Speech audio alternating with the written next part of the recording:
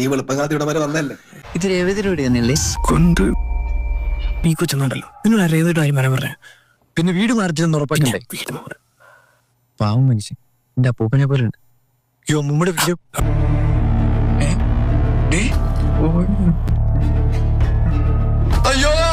ഓടിയിട്ടും തീർന്നില്ലല്ലോ. എന്തോന്ന് വീട്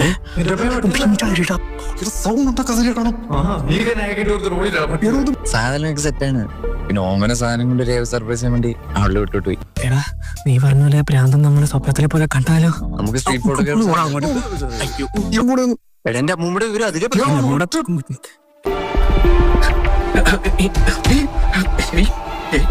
കഴിക്കല്ലേ എനിക്ക്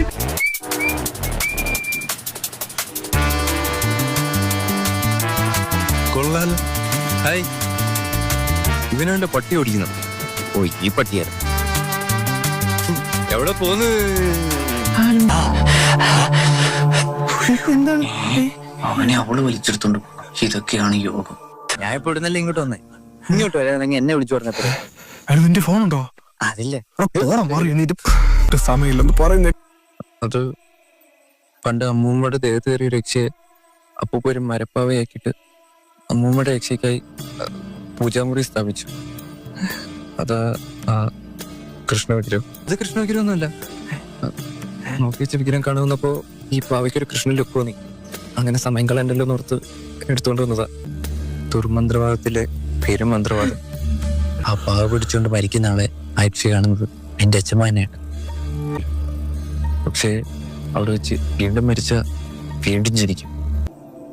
ആ സിറ്റുവേഷനിൽ പാവയുടെ ശക്തി കൊലയാളിക്കും കിട്ടും.